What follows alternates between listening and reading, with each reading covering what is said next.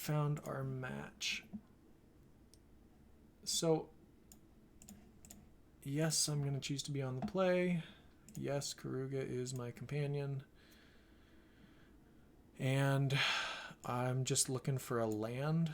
So I think I'm going to go ahead and keep this since I have the scry. I've got some early interaction, assuming I do hit a third land. And a decent like top-ish end with Sphinx and Cavalier. So hopefully I can get somewhere with this hand.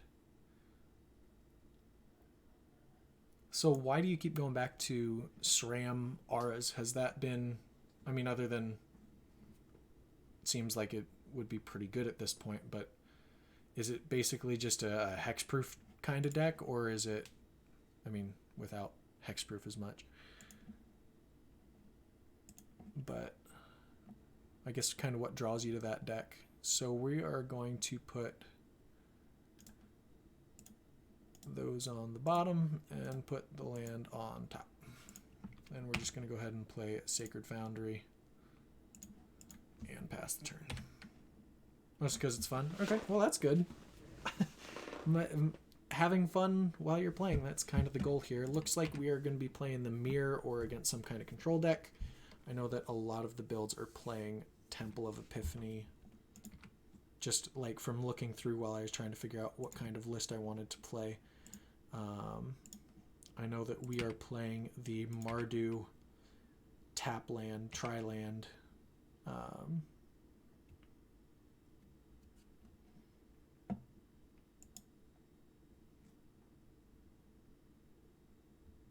Oh, is this Sprite Dragon?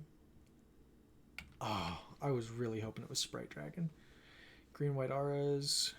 Rampage around on best ones. Sparkle Pants, I like that. Yeah, I loved playing Green White Auras in Pauper. That was a sweet deck to play, because as long as you didn't get edicted out of the game, which seemed to happen quite a lot, you had a pretty good chance against just about anything. And it was so fast, especially with like you could swing for 5 on turn 2 and significantly more on turn 3, which was just kind of silly to me every time. Actually, you could swing for 6 on 2. Yeah, either way, you could hit real hard. All right, so this turn, all right, no fires, but what we are going to do is play the Sphinx, so that way we can start getting value. We have a little bit of board presence. And we're just going to keep ticking up Teferi. There's not really anything to do with that. We'll play our tap land next turn. If we draw a fires, great. If not, oh, they're playing Phoenix. I have been kind of distracted just talking to myself, but Arclight Phoenix. Okay. I like where this guy's head is at. I mean, it's significantly less good when we have a 4/4 in play, but it's still sweet. Maybe not good, but it's sweet. All right. And they're going to shock. Okay. Cool. They got me. They're going to get in for 3. Oh. Sad. Either me or Teferi is taking 3. I don't really care which. Sure. Teferi will take 3. And we're going to scry 1. Basically anything that isn't a fires is going to the bottom. And we're going to draw again. Just going to go ahead and play this Triome. Tick up. And then we are going to Clarion, I think.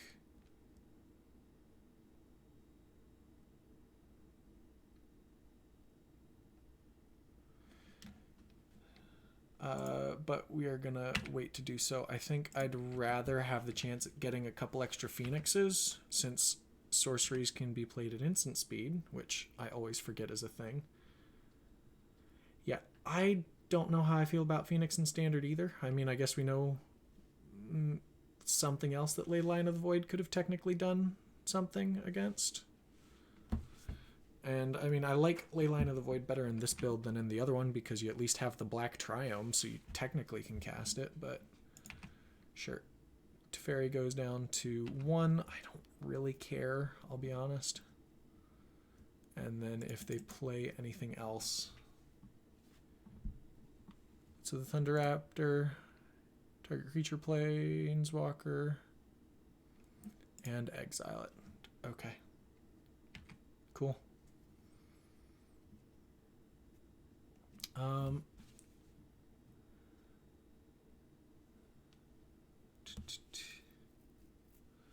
So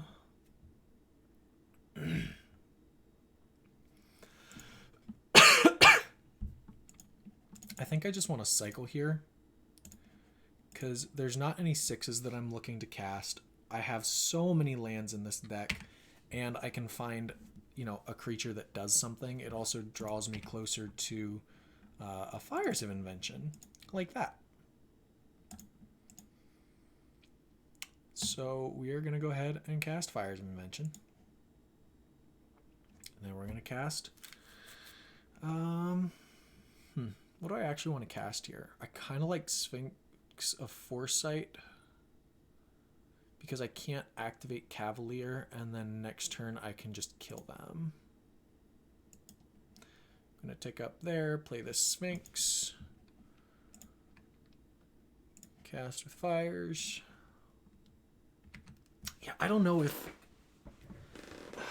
it does mess with your companion, and like I don't know that this deck needs its companion, but I also don't know that Cage is better. Gets +1/+0 whenever you discard, draw that many cards. Wow. Okay, that card seems pretty good. So they're gonna draw, discard 1, draw 4 for 2 mana. Maybe not. Maybe it's only 1. Draws a card. Okay.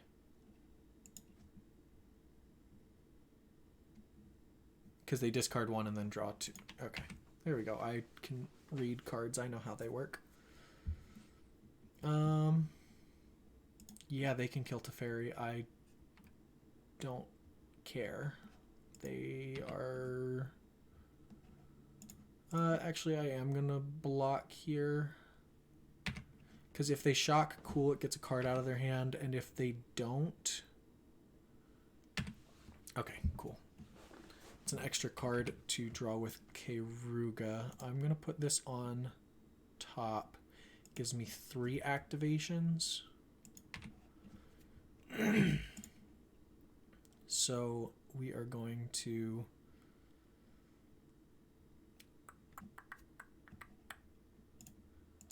Till your next turn. Now they can... I think I'm actually going to play Cavalier into Clarion. Kills their 8/3 because I don't really want that blocking and killing my stuff. And I can still deal a ton of damage this turn. And I am just going to cycle the Teferi because he's not doing a ton right now. Alright. So let's go ahead and cast Clarion. Give my guys lifelink. I'm going to gain a bunch. Smash in for a bunch. And 7. That's 4. Oh, they're just dead.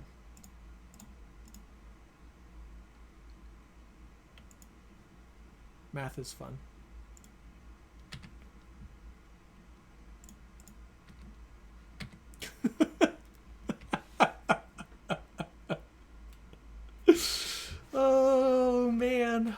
Flyers plus Cavalier is stupid. Alright, let's take a look at Riel. Okay. Wow, that was kind of nutty. Definitely Narsit's coming in.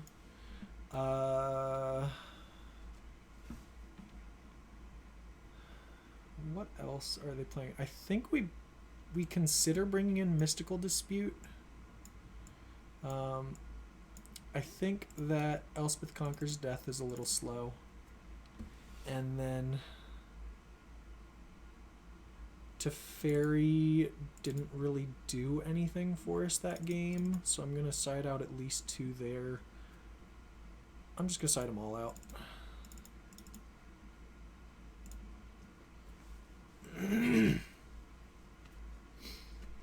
Yeah, I mean, what are they going to do? Like, they're going to be playing a bunch of cheap spells, and a lot of them are going to be blue. And we can just shock on one, counter their discovery.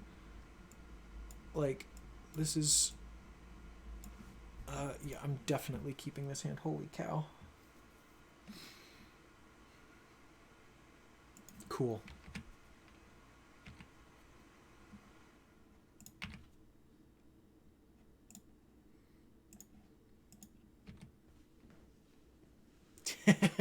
Yeah, Narset is the card I'm most excited for. I really want to cast Narset on 3 and just watch them cry. Oh, and then they're going to be like, shock, shock, shock your face, kill you. It'll be great.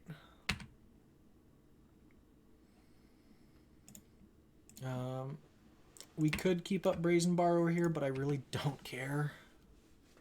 We have a dispute for anything they try and do. Like, this seems pretty good. Scry 1, sure, they can scry 1. I'm gonna wait for, I think, maybe that's wrong. What do they play in this deck? So, metagame. Oh, hey, that's an even better target. Yeah, counter that. That. Holy cow. Very glad that we did not counter that opt. Oh, wow. That is stupid good for us. Yeah, I mean, I knew they played that. It was like, okay, so they play that. They play probably Sprite Dragon just because it's a 1/1 haster that gets really big really fast. Wow. Our deck loves us.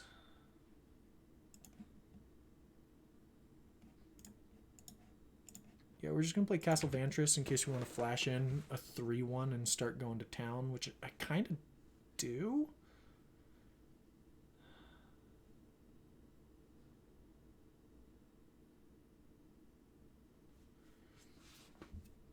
So we're just going to bounce that to their hand. It undoes their whole turn. Next turn, they've either got to recast it or, like, it's just really awkward for them. They don't really get to do anything. It doesn't go into their graveyard, so they can't, like, do anything with it as far as their shenanigans go.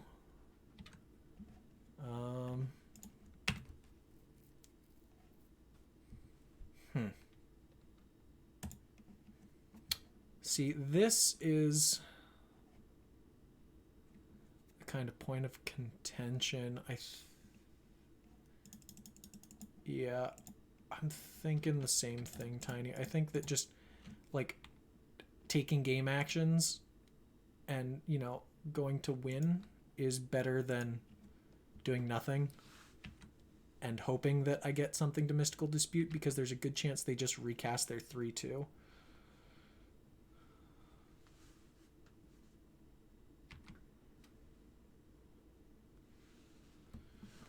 Right.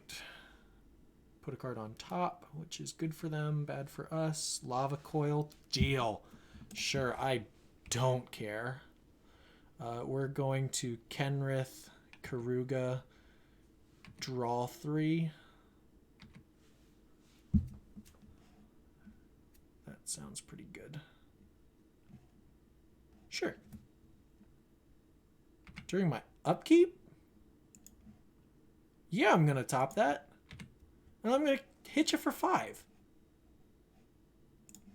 What? Why?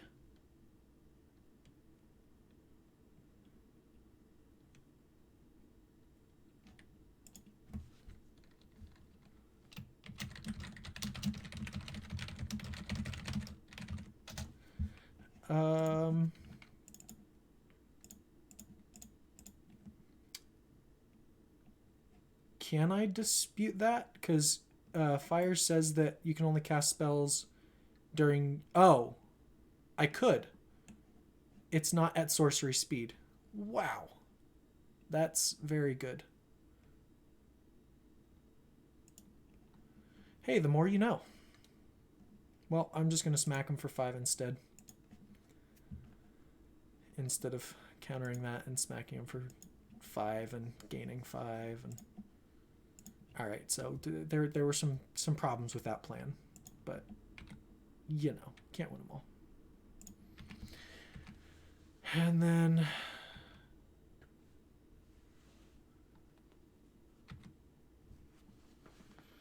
I mean, our mystical disputes are getting worse by the minute, but sure.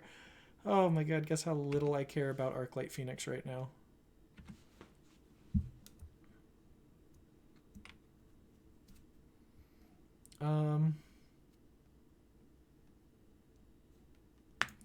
Yeah, I'm gonna... No. Yeah, I think I'm gonna scry too. Oh, I can't. Oh, that's awkward. Okay. I was missing a blue source. Let's go ahead and target me to draw a card. And then we're going to cast Keruga and draw 3.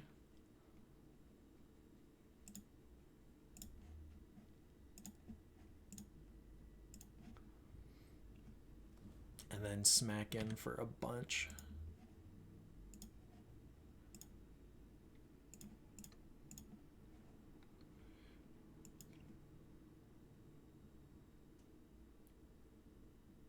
How did I end up a card by doing it my way?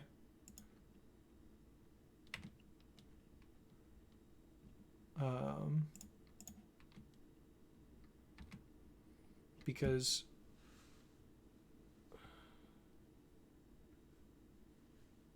I just drew the fires versus otherwise I would have drawn a different card. And do they have a shock for the Kenrith? That's the question here. No, okay.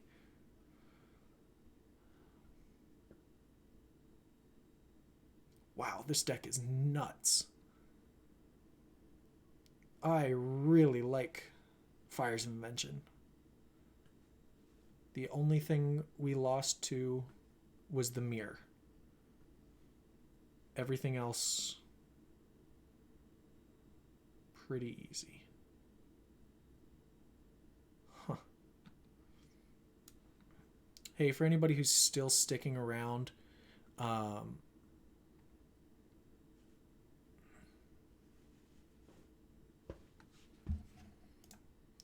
you cast up to 1 target instant and or sorcery. Okay, so they're getting an instant and a sorcery. Gotcha. Lava Coil there, Ether Gust there, and then... Alright.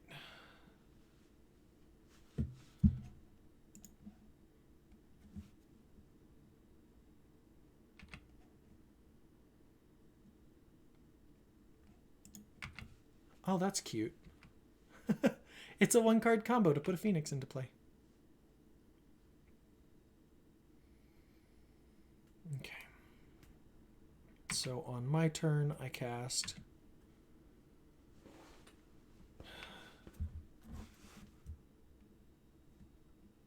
3-drop shock, 3-drop kill them. Cool.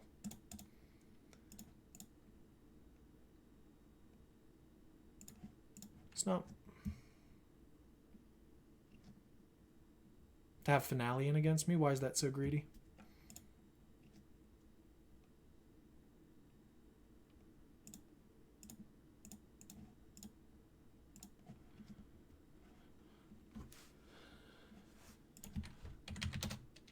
All right, folks, that'll do it. That is 4. Oh, yeah. That is very fair. Well, I'll take it. That is 4-1 the first time playing that deck